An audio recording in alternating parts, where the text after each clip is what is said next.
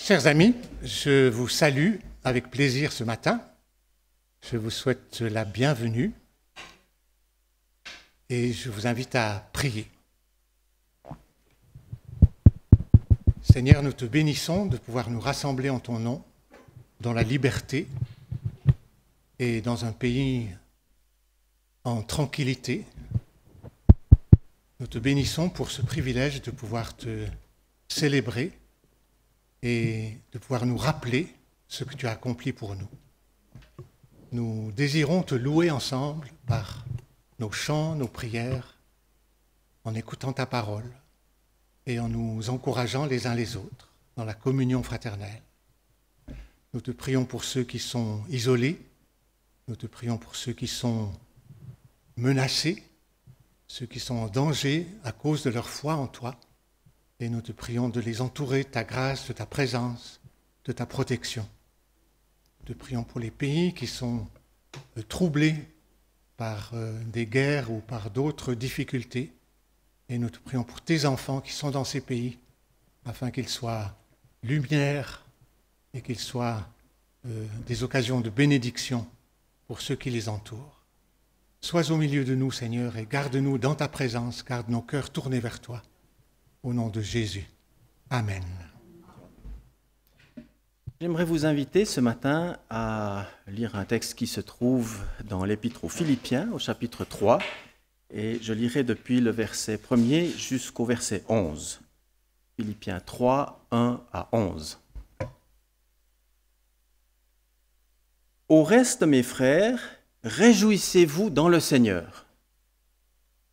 Je n'éprouve aucun ennui à vous écrire les mêmes choses, et pour vous c'est une sécurité.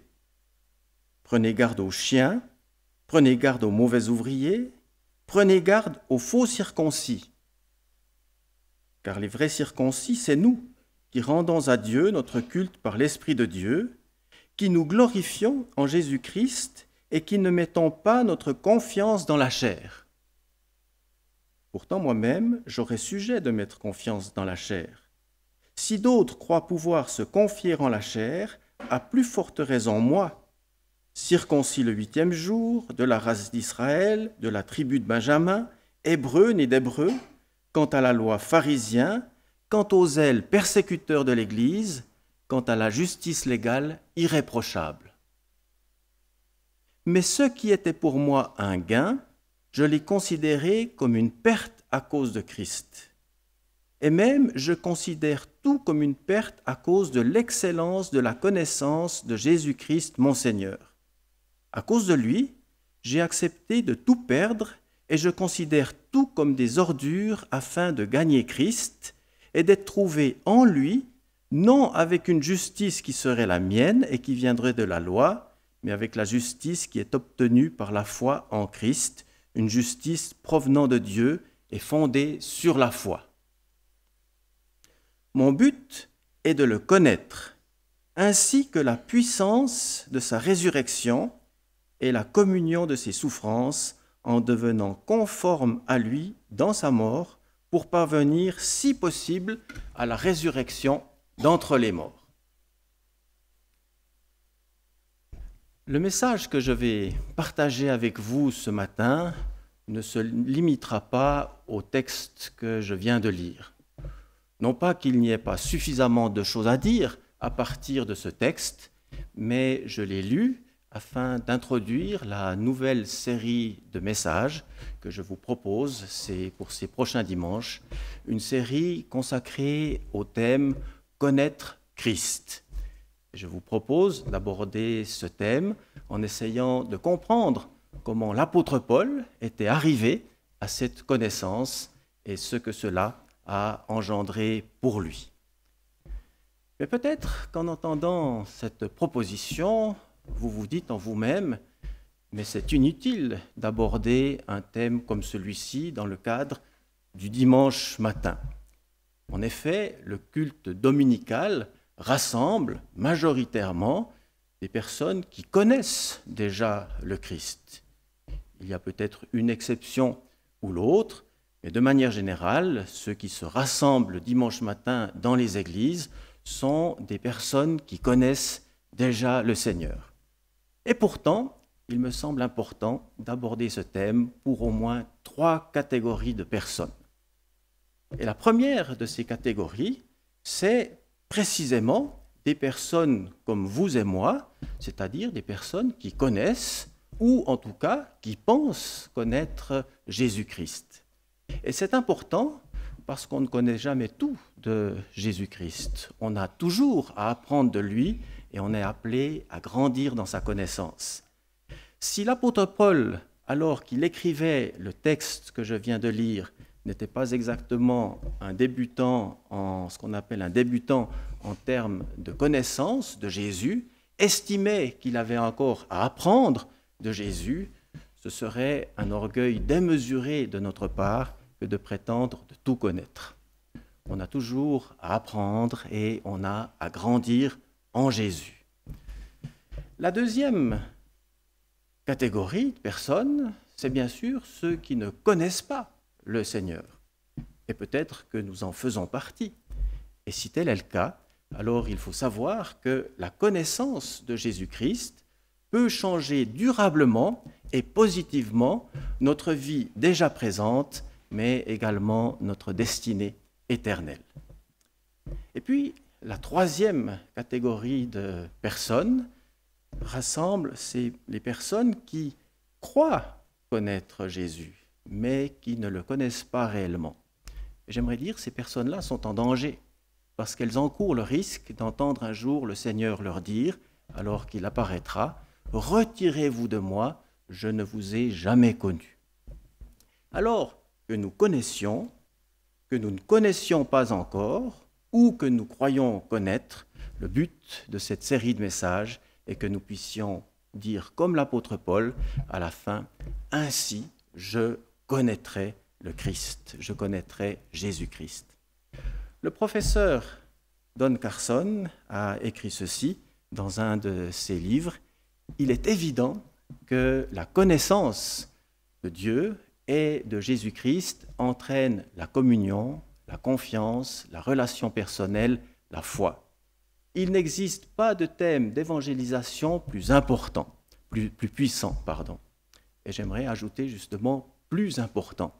En effet, c'est d'une extrême importance de connaître Christ, parce que comme je le disais tout à l'heure, cela change durablement et positivement notre vie présente, et cela change également notre orientation éternelle.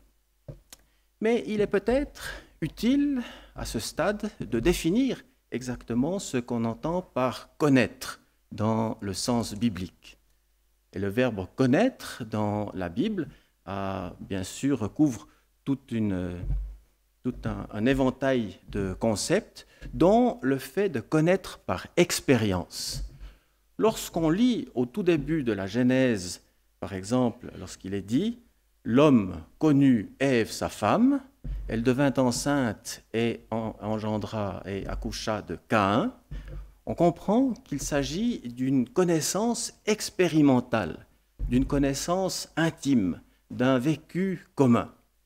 Et puis en français, quand on utilise le verbe « connaître », on s'en aperçoit peut-être pas, mais en disant « je connais », on dit en quelque sorte « je suis né avec ». Connaître, étymologiquement, signifie « naître avec ». Et cela fait également allusion à quelque chose qui est de l'ordre expérimental. Dans ce sens, savoir que Jésus-Christ a vécu sur cette terre il y a environ 2000 ans, qu'il est né à Bethléem et qu'il est mort à Golgotha, n'est pas encore le connaître au sens où l'apôtre Paul l'entend.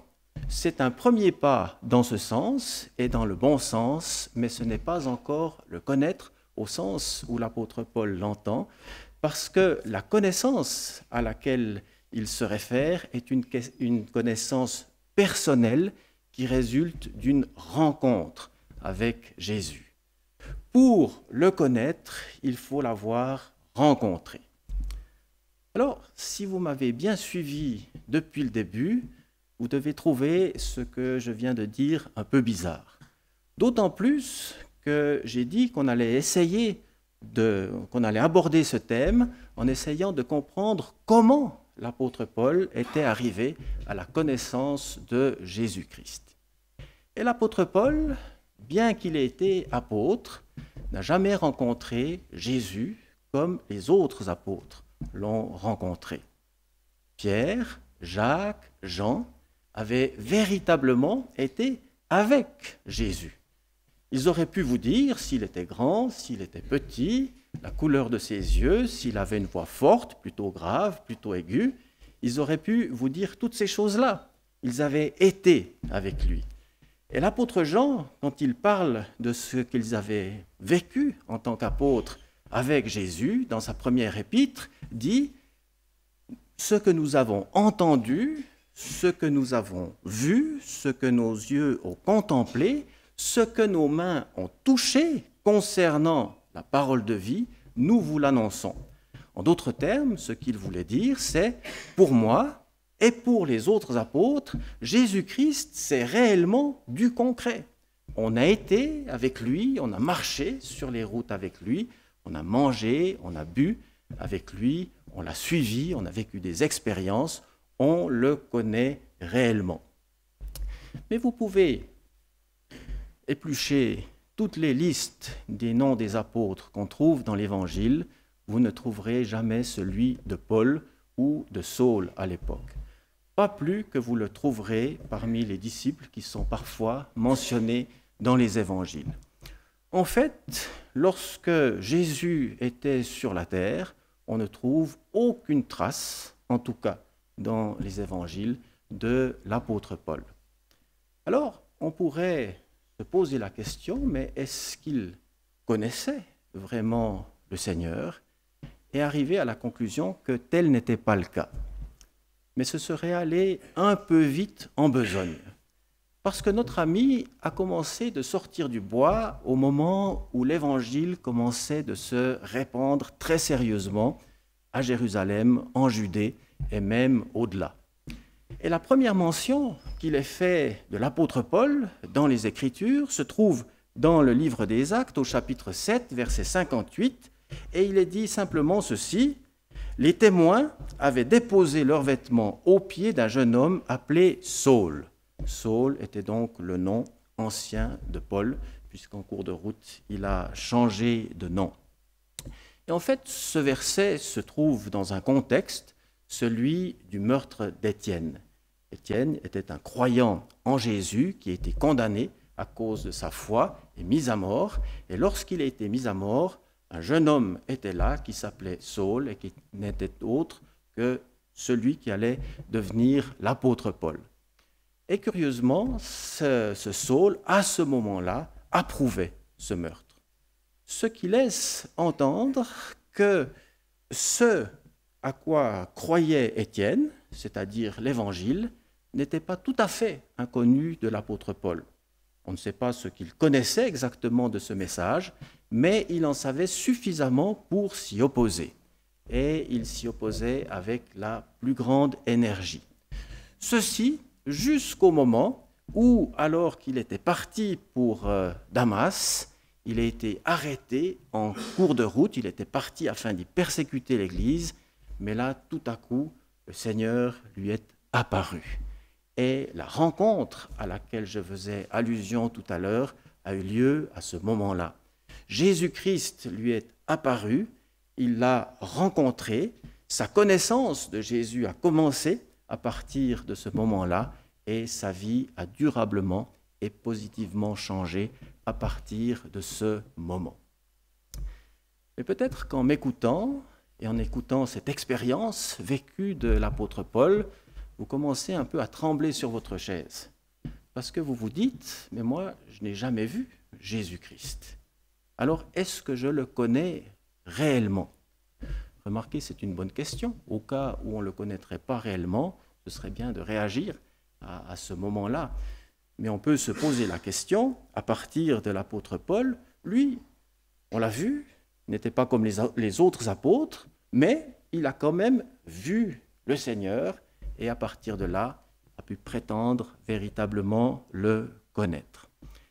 Mais fort heureusement, vous pouvez là aussi éplucher tout ce qu'il a écrit, tous ses épîtres, et vous ne trouverez jamais que l'apôtre Paul ait dit quelque part qu'il était nécessaire d'avoir vécu ce que lui avait vécu pour connaître Jésus.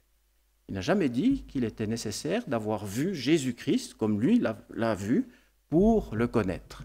Mais il a dit autre chose. Et en particulier, dans la deuxième épître aux Corinthiens, chapitre 2, verset 14, il dit ceci: « Grâce soit rendue à Dieu, qui nous fait toujours triompher en Christ et qui répand par nous en tout lieu l'odeur de sa connaissance. » Et ce que l'apôtre Paul appelle ici l'odeur de sa connaissance est incontestablement l'Évangile. Ce qui signifie que pour l'apôtre Paul, on peut arriver à la connaissance de Jésus-Christ en entendant, en écoutant et en recevant l'Évangile. Et lui s'est donné la peine de répandre cette connaissance de Jésus à travers les nations en prêchant le message de l'Évangile. Et ce message de l'Évangile, c'est ce que Dieu a accompli en Jésus-Christ pour nous sauver de nos péchés, pour nous reconnecter à lui et pour nous donner une espérance éternelle, à savoir, comme le relevait Danilo dans son introduction, le don de son Fils à la croix, sa mort à la croix, sa résurrection le troisième jour. Et par voie de conséquence, quand on entend ce message et qu'on y croit, qu'on y adhère, pour reprendre une expression d'André Chouraki, le Seigneur se fait connaître à nous. Il y a une relation qui s'établit entre le Seigneur et le croyant du moment qu'il y a réception et foi en ce message de l'Évangile. Par voie de conséquence, on peut arriver à une véritable connaissance de Jésus-Christ en recevant, en entendant le message de l'Évangile, c'est-à-dire arriver à une connaissance qui est personnelle, qui est expérimentale et qui résulte d'une véritable rencontre. Parce que quand il y a foi en Jésus-Christ, le Seigneur se fait connaître. On l'a vu dernièrement dans un message que j'ai partagé avec vous il y a quelques semaines de cela déjà, où on a parlé de cette femme qui était atteinte d'une perte de sang. Et on a vu que pour elle, tout a commencé par le fait qu'elle a entendu parler de Jésus. Alors elle n'avait peut-être pas entendu tout ce qu'on peut entendre sur Jésus, mais elle en a entendu suffisamment pour que cela fasse naître la foi en elle. Et puis du moment qu'elle a eu la foi, eh bien elle s'est dit, je vais m'approcher de lui, toucher son vêtement, et je serai guérie. Elle l'a fait, et c'est ce qui s'est passé. Mais il s'est passé plus que cela, parce que le Seigneur s'est arrêté, est entré en relation, a fait connaissance avec elle, de manière à ce que par la suite, elle pouvait dire, non seulement j'ai été guérie, mais je le connais. Il m'a parlé, je lui ai parlé. Sa connaissance était certes limitée, elle était embryonnaire, mais elle était là, elle était réelle et ne demandait qu'à grandir. Et il en est exactement de même pour nous lorsque nous entendons cette parole de l'Évangile, lorsqu'on y croit, lorsqu'on y adhère, il y a une relation qui s'établit entre le Seigneur et le croyant, d'où une connaissance personnelle. Et la bonne nouvelle pour nous, c'est que pour grandir dans cette connaissance, eh bien, le principe est exactement le même. Il faut toujours entendre la même parole, c'est-à-dire l'Évangile. C'est cette parole qui nous fait grandir dans la connaissance du Seigneur. Le fait d'entendre l'Évangile sous ses différents aspects nous fait grandir dans la connaissance de Jésus-Christ. Un professeur, auteur qui s'appelle Wayne Grudem a dit ceci: pour connaître Jésus-Christ, nous devons croire un témoignage digne de confiance. Et ce témoignage, c'est la parole de l'Écriture, parce que ce sont les paroles mêmes de Dieu. On ne peut pas dire que toute l'Écriture soit l'Évangile. On peut dire c'est que toute l'Écriture, c'est la parole de Dieu. Mais toute la parole de Dieu nous aide à comprendre l'Évangile. On a besoin de la Genèse à l'Apocalypse pour véritablement comprendre l'Évangile. Et lorsqu'on médite cette parole, on grandit dans la connaissance de Jésus. De manière à ce que celui qui médite régulièrement, qui lit régulièrement chaque jour, ou peut-être, enfin, selon les possibilités, le plus régulièrement possible, quelques versets de cette parole, a bien plus de chances de grandir dans sa connaissance de Jésus que celui qui recherche des expériences flamboyantes. Quand bien même, il est donné parfois aux croyants de vivre des expériences flamboyantes. Mais pour grandir, il n'y a rien de meilleur que la régularité dans la parole, dans sa lecture et dans sa méditation. Et tout cela est important. Jésus ne l'a pas caché et lui-même l'a dit. Il dit ceci dans une prière qu'il avait élevée vers le Père. Il dit ceci: la vie éternelle, c'est qu'ils te connaissent, toi le seul vrai Dieu, et celui que tu as envoyé, Jésus-Christ. Que nous puissions grandir dans la connaissance de Christ. Amen.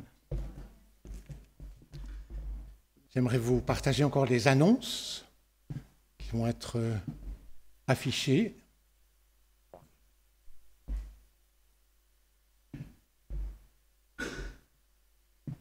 En attendant qu'elles viennent, j'en fais une autre.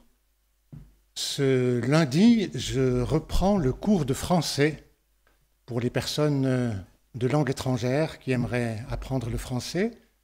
Il est venu en tout cas avant les vacances, différentes personnes de l'Église, des personnes aussi d'Ukraine qui voulaient apprendre le français. C'est un cours pour débutants, gratuit, on n'a pas besoin de s'annoncer pour venir et on n'a pas besoin de s'excuser si on ne vient pas. C'est donc totalement libre. Et on apprend dans la bonne humeur. Voilà, les vacances. Alors, le cours a lieu tous les lundis et tous les jeudis, de 14h à 15h30. Lundi, jeudi, 14h à 15h30. Alors, les annonces sont là. C'est la semaine des groupes de maison qui ont lieu différents jours de la semaine. Si vous désirez vous joindre à un groupe, vous pouvez demander au pasteur ce qui se trouve le plus proche de chez vous. Le mardi, régulièrement, les dames se retrouvent pour une promenade méditative autour d'un psaume à 9h à l'entrée du Bois de Montcor. Le mardi soir, à 20h, il y a la réunion de prière ici à l'église. Et le jeudi, une réunion de prière en ligne à 14h. Pour les renseignements, c'est auprès de Enrico, je pense.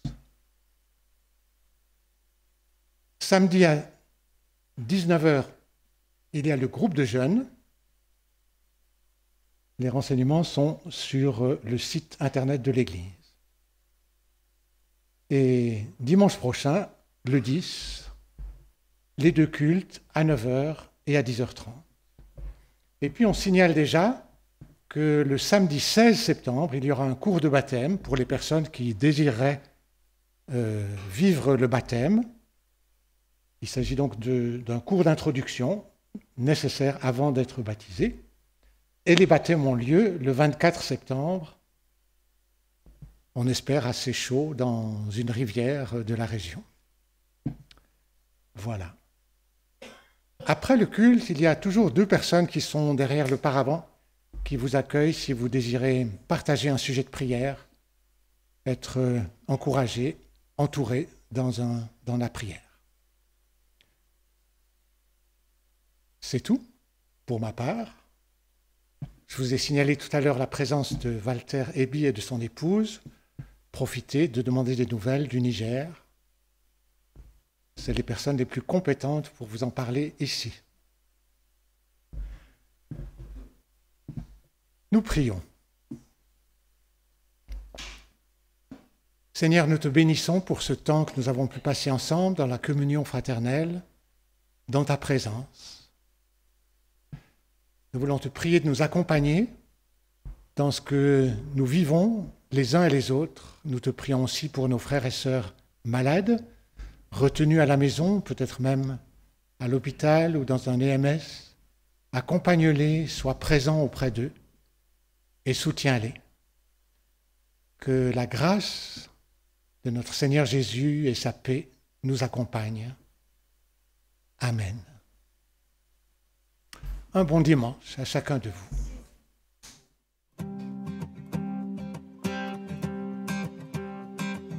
Quittant la gloire de ton ciel, tu es venu sur terre. Fils aimé du Dieu éternel, tes bras tu as ouverts. Ta grâce a bouleversé le cours de notre humanité. Nous crions ensemble, victoire, Christ est la lumière du monde, que sa gloire couvre la terre, puissance infinie qui libère, son nom est saint, il est saint, il est saint.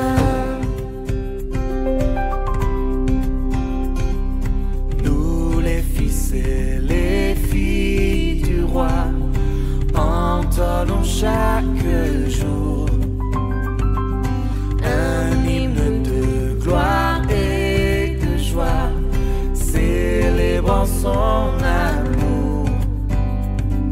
Les nations de la terre s'inclineront devant le Père, chanteront ensemble, victoire, Christ est la lumière du monde, que sa gloire couvre la terre, puissance infinie